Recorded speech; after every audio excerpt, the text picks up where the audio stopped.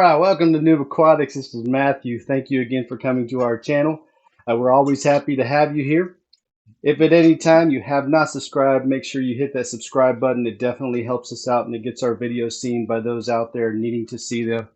And of course, make sure you hit the like button if you like this video and the notification bell, so you can stay up to date with any new videos that we post. Now today, what we're doing is we're going to reculture, all right, our white worms and our Grindal worms. Now the way that we do it, all right, is not the same type of reculturing that most people do. So the normal is that most people will take a scoop out and put that scoop in a new thing of dirt. Well, we don't actually use dirt. We use coconut core, whatever, and we use peat moss. Now, the good thing about those is they can be rinsed. So let's show you how we do it here. We don't have to worry about changing out the dirt. We just rinse it clean, and then every 6 weeks, we do the same thing over again. So we tested this process out to see if it works.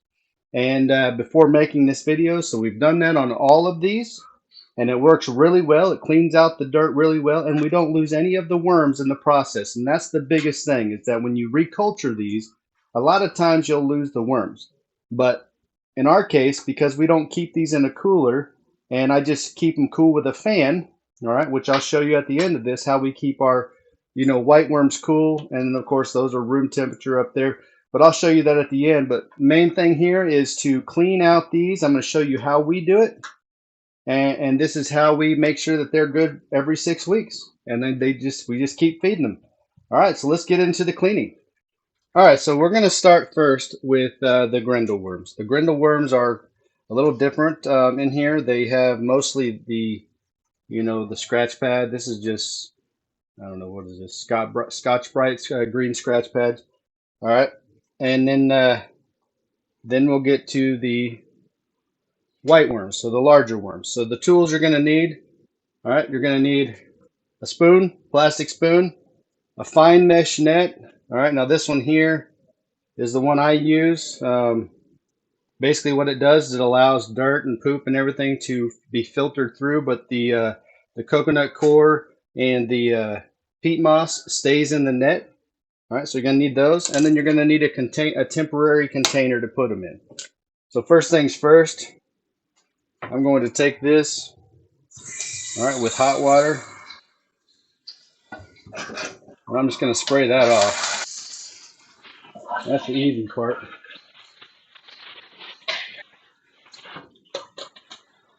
Okay. All right, so that's all you do with the lid. Pretty easy there, right? All right, so the next thing I'm going to do is I'm going to start cleaning these off. Now with these, because there is potentially worms, I'm going to use filtered cold water. So we actually have a filter underneath the sink right here, so there's no chlorine. All right, and that comes through our cold water. I'm going to basically take this and I'm going to run cold water through here, all right, and get all the dirt and stuff out as much as I can until it runs clear. The worms, they will, scrunch up and tighten their bodies inside here, so you won't lose very many worms in this process. All right, another thing you can do is you can put it under here and you can squeeze it. All right, these are teeny tiny worms. Most of the eggs that are still in here will stay. All right, kind of shake it out. All right, and you're done with that. All right, and we're going to go through the process. So basically what we're going to do is we're going to clean all these first. Rinse this off here. All right, this is the thing that they kind of congregate on and build up on. All right, and then I'll show you how I do the peat moss that I have in the bottom to help kind of regulate the pH in here and moisture levels inside the container. So let's get this cleaned up.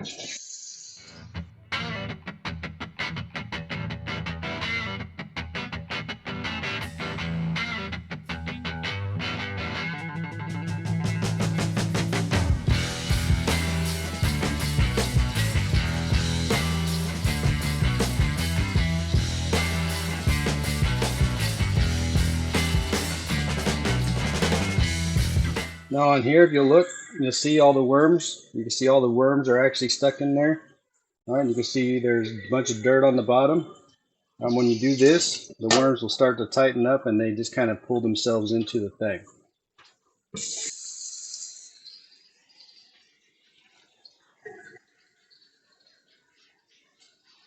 These worms, from what I've determined, is that they can live underwater for quite a long time, but that's the point, is we're not keeping them underwater. We're basically just rinsing them off and restarting.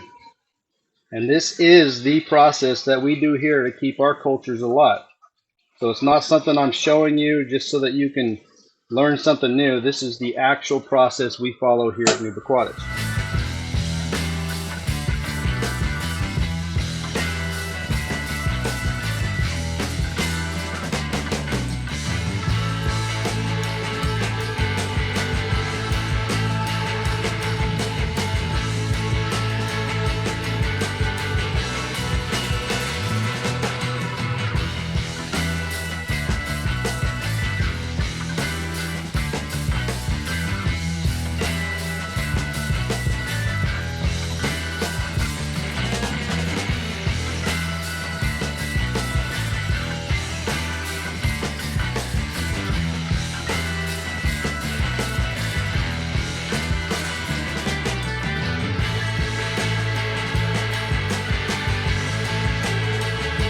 Okay, now the last part. This part right here is the dirtiest part most of the time. So that's why you have this net. So this here, you're going to basically take the spoon so you don't have to touch it. This is technically where all they actually poop at and where it all goes down to. So if you're spraying water into there to keep the moisture on the scratch pads, all that moisture goes through and a lot of that poop will go down here into the substrate. Now again, this is used to retain the moisture inside the container. So what I do is I'll take a big chunk, all right, turn that on, and I'm going to spray that out until the water runs clear.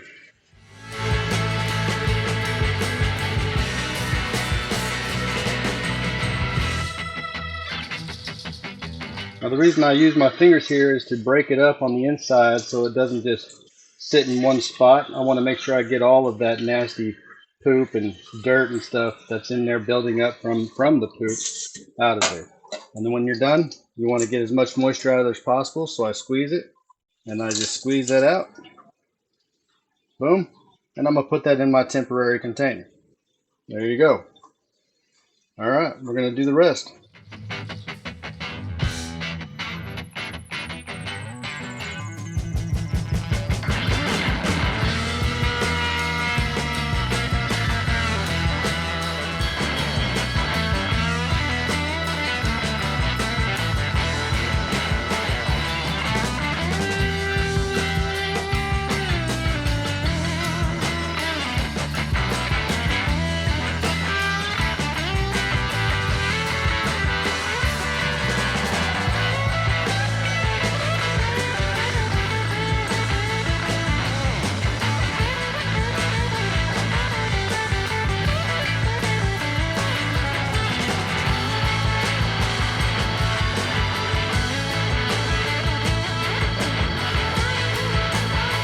And then the last step, after you're done cleaning out the substrate, you're just going to spray this out and wipe it down. Now, one thing you can do, let me turn it off. One thing you can do, so if you've had issues with fungus growing in there or mold or stuff like that, this is the time to disinfect the lids, right? Because you have them completely empty. So you can disinfect the lid on here on the top, and you can disinfect this if you like.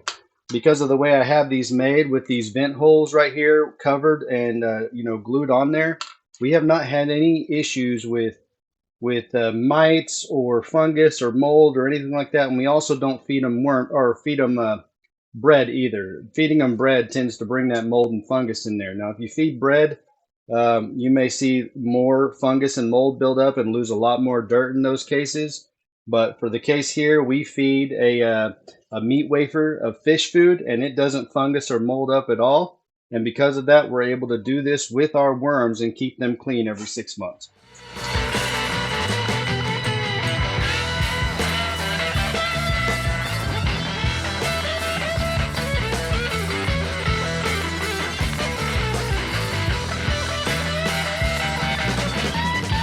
Trusty towel.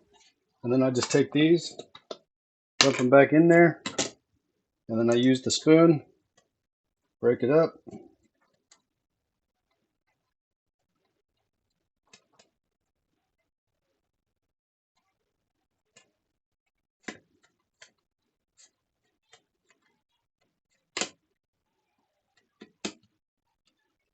Now remember this peat moss in the bottom, or sphagnum moss, sorry, not peat moss. This sphagnum moss in the bottom is just used to help retain moisture inside the container, and it allows the worms to go down and get water if for some reason I haven't sprayed the top to keep the moisture inside the scratch pads, the Scotch Guard scratch pads. All right, so broken up like that. Oh my goodness, pause again. All right, so I had to go get this as well as the towel. This is clean water that I use for the worms. So after I get it clean, I'm just going to spray the top layer here, get it re-moist again. That's about enough there. And once I do that, I'm going to start putting the worms back. So as you'll see, the worms are still in there, and there's hundreds of eggs in this. So I'm just going to put them back in there. All right. Go on top. Back on top. And I use these to kind of keep those put.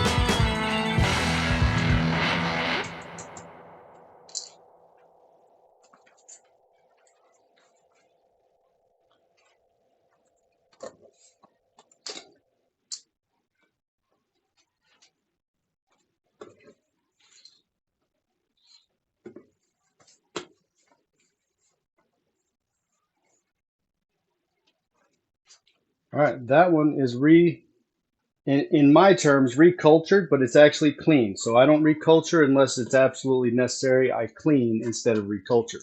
That saves me money. And the whole thing about this channel is saving money and doing everything the easy way. Even if it takes a while, it's still the easy way. So the next step in this, even though it's clean, is to feed them. So after you get done, you're going to soak the food in there and feed them. And I'll show you that when I get done as well. All right, so now I'm going to show you how I clean my white worms. Now these are the larger white worms that get to about 1.5 inches, 2 inches long, a little bit thicker. A lot of people will feed them bread with yogurt and nutritional yeast. Now I do give them nutritional yeast every now and then, but that's more like a treat. I know that sounds weird, but I treat my worms. All right. but most of the time I just feed them some meat wafers, and I'll show you what those are.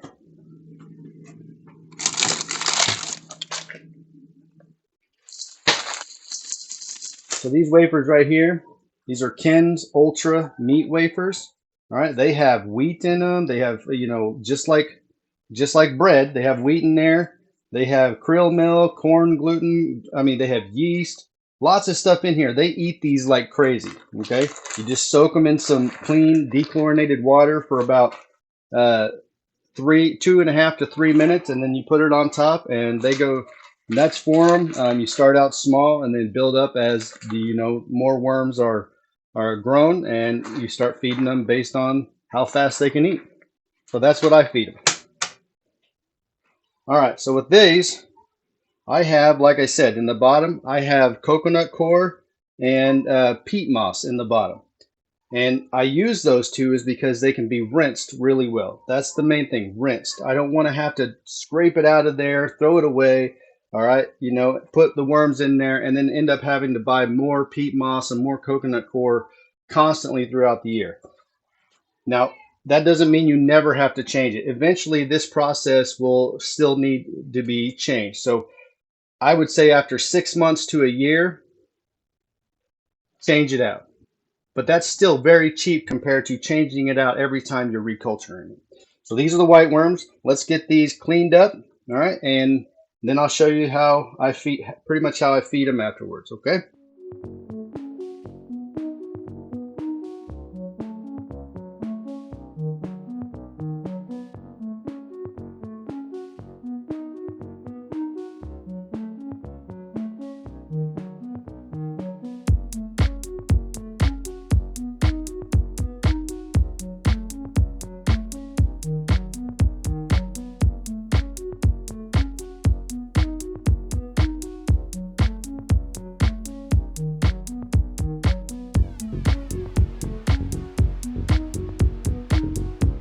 Now you'll see over here, as soon as I scrape this, you'll see how many worms are actually in this thing. So if you come over here and look, you'll see all these worms. You see them all? All right. There's a lot of worms in here. All right. I don't want to, I mean, look at that big old chunk. I don't want to lose any of that. So this is why I clean instead of reculture.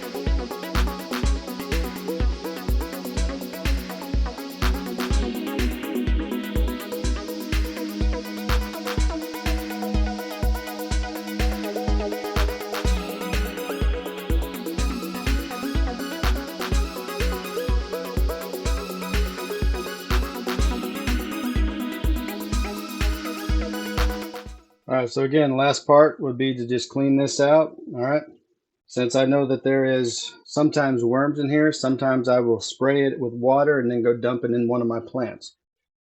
Why not? It doesn't hurt. But today I got pretty much all the worms out, so I don't need to do that.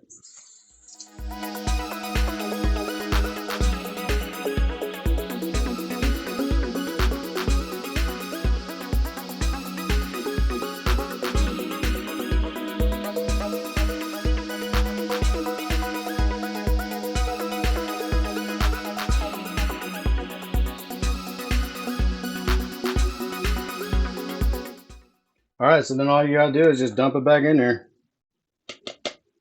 All right, that's it. And then you just kind of spread it around. And you can see once I get done how many actual worms are in here that you may potentially lose if you just reculture.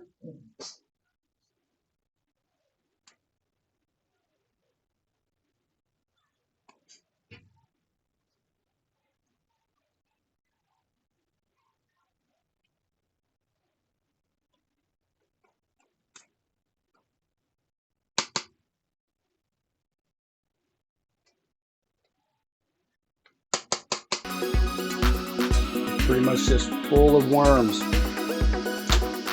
right, so then I take this, I put the food in here, this goes on top. These just help with, blocking out the light, so I just kind of put these on top. They really don't function as any other thing because they just don't like the light. All right, and then like I said, that's it.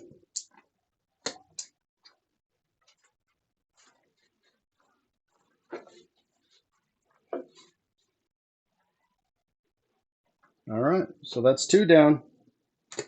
All right, so that's how I reculture both my Grindal worms and my, my white worms. Now again, it's not really reculturing, it is cleaning. This is how I clean my worm cultures. I will actually show you how to make a worm culture as well, which I may have already done. It may be right before this cleaning video. Hopefully I did. Whoa, whoa, whoa. All right, and then I will show you how I feed them and what I do and how I throw it in there, and that'll be the last part of the video. So yeah, so thank you so much for joining us here on this cleaning. Now remember, these are really cheap. This is some cotton that I bought from Hobby Lobby. This is hot glue.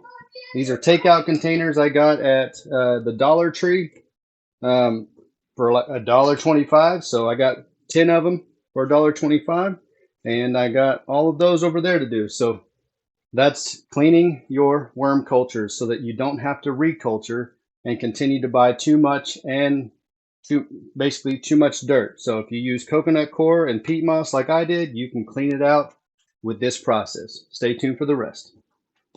All right, so it's time to feed these things, 4 hours later. So I am extremely happy that, I only have to do that once every 6 weeks. But what I'll do is I'm going to take these, I'm going to separate them out. All right, so in the Grindal worms, all right, the Grindal worms gets 2 of these. Okay. And then the white worms gets 3. So this is what I'm going to do. So I separate them out like this because I get them ready. That's just what anybody should do, is know how many you have. And then to prepare them for inside the container, I'm just going to take them like this, drop them into a thing of water. Hey Google, set a 3-minute timer. All right, drop them in there and wait 3 minutes. Good. All right, so it's been 3 minutes. Hey Google, turn off timer. All right, so I'm going to take my fingers. Oh my goodness. Hey Google, dismiss timer. All right, so I'm going to take 2 out of there, like I said, for here. They're going to go directly in the center. I don't know if you see that. Directly in center on top of this thing. And I'm going to take the 3 out for these. These are my white worms. And then again, in the center, I'm just going to drop 3 of them in here in the center. All right. Now, one thing that you'll see over here.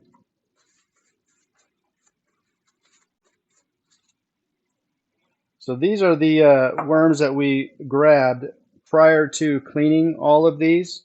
So what you do is, after you put the food on there after cleaning it, these are all the worms that were along the edges here and on the lid.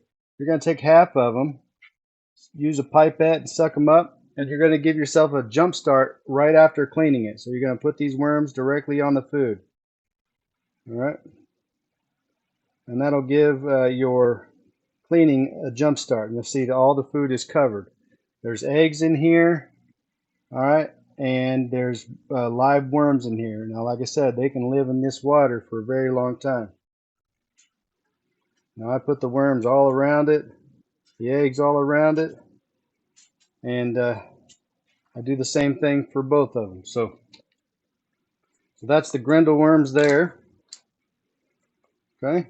And then the white worms, I do the same thing. I'm going to grab some of the worms I pulled from the edges and stuff prior to cleaning them. I'm going to put some of these worms on top of it, or shoot them in there somewhere close,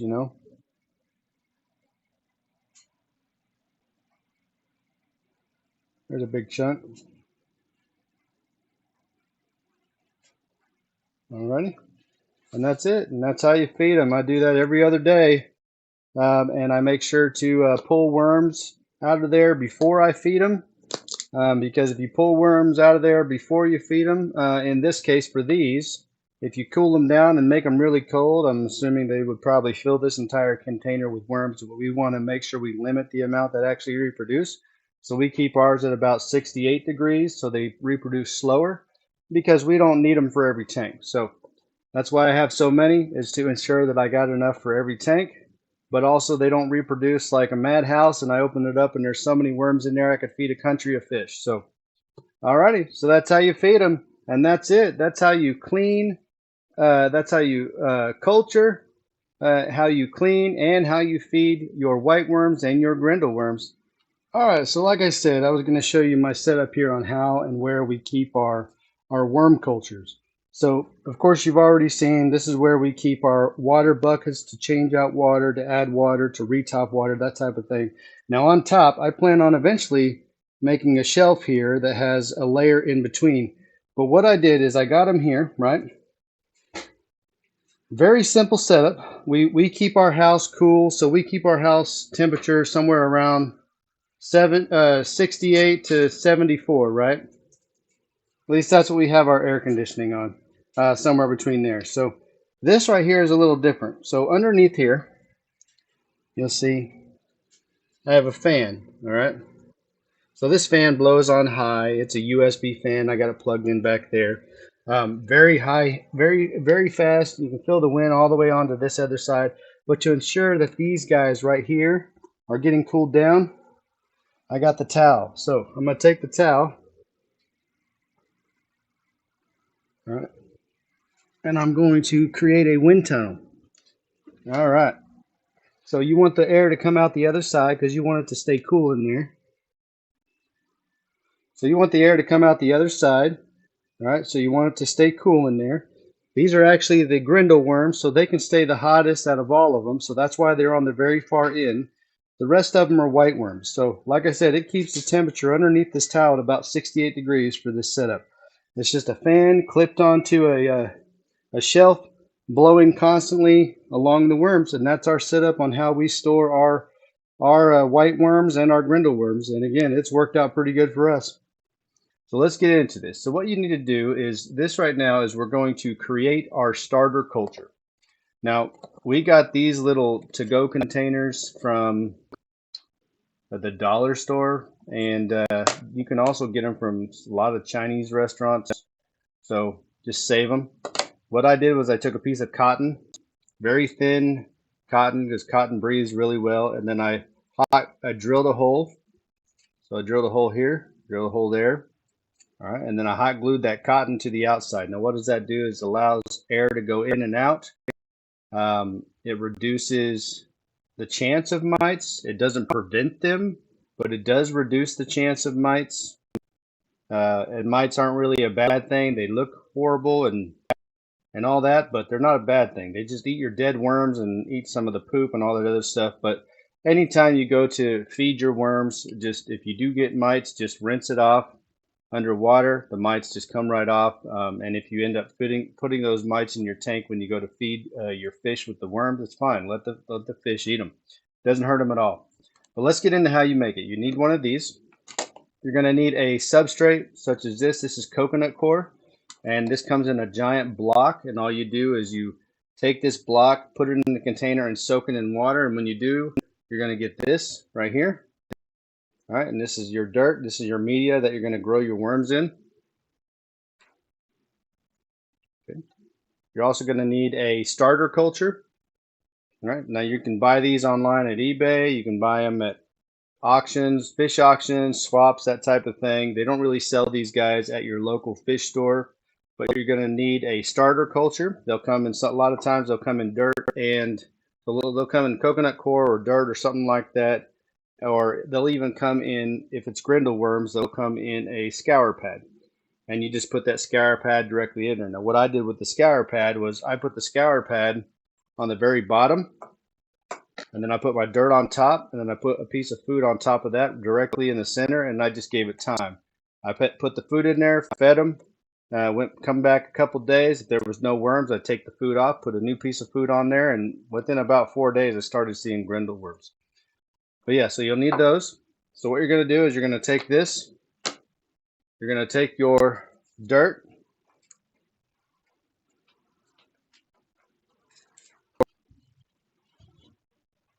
or coconut coir, which helps, retain moisture, and it also is easier to clean than dirt.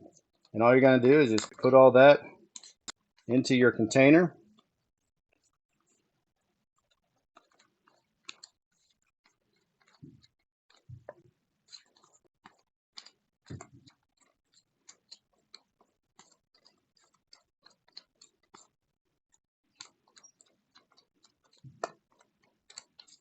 Coconut coir is the easiest to use because the way that it's used, or the way that it's made with water like this, so this is how it is dry. But when you soak it in water and it swells up, it becomes moist for you like this. You don't want your dirt to be soaking to where it's dripping water. You can see there's no water coming out here, but this is wet. And that's kind of what you want it to be, was a little wet like that. If you have dirt, then you're going to have to moisten the dirt, kind of smush it around and get it kind of the same, moist level here that this is. But like I said, coconut coir seems to work the best. It's also the easiest to clean, as you'll see later in the video. So we're going to even this out. So I tend to just even it out all around. This is one of probably the easiest live foods that we have here. All you gotta do is just maintain it by feeding it and cleaning it every so often. So, and like I said, in this video, we show you how we clean our cultures here at NoobAquatics. And cleaning them saves you a lot of money instead of changing out the dirt every time, and coconut coir is the easiest way to ensure that you can clean it. All right, so now I have it in there, and you'll see it's about an inch deep. Doesn't have to be that deep, but I like an inch deep. Next thing I'm going to do is you need food. So you can feed these guys cat food. You can feed them bread. I don't like bread. You can feed them fish food. I feed them meat wafers that are from Ken's Fish. Why? Because they're meat wafers. So what I do is I'll soak it for about 3 minutes. You're going to put the food in the center. Now, you're not going to want to put a lot of food in the beginning. In the beginning, you don't want a lot because they're getting used to the container. They may not even eat all this. So you'll want to check it in about 24 hours and then check it again in 48 hours. And if the food's not gone after 48 hours, just replace that with a new one. Then you're going to take your starter culture if you haven't already put it in there. So like I said, if you have a scour pad, like I said, it goes in the bottom of the dirt on top, food up here, and then you put the lid on and put it under a dark area and cover it up, and then just wait for the worms to start searching for the food.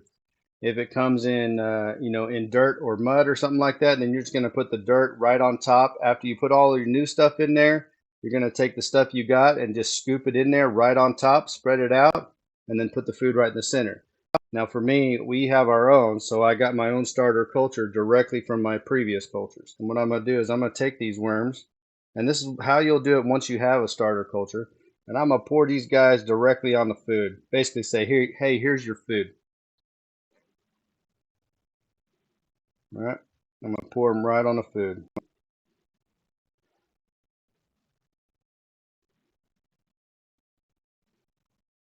Now there's a lot of babies in here. And then what I'm going to do is I'm going to take the babies that I pulled out,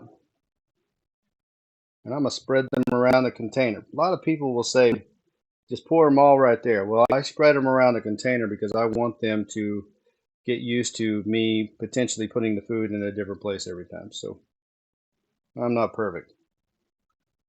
So I'm going to get as many of these little baby worms out of here as I can. Spread them all around.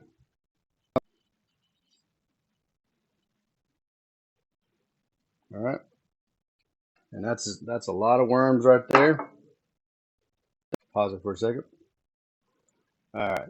So the last thing you're gonna need is something similar to this. Now I got this at Hobby Lobby for just a couple dollars. As you can see, it is extra thick template plastic. I don't know if you can see that. Okay. The reason I got this is because it says specifically that it is great for designing reusable templates, but it says it cuts easily with scissors. That was the big important factor that I needed, is cutting easy with scissors. We're just going to take a big chunk here that fits inside the container. I know I like squares, so I'm going to take a square from this thing.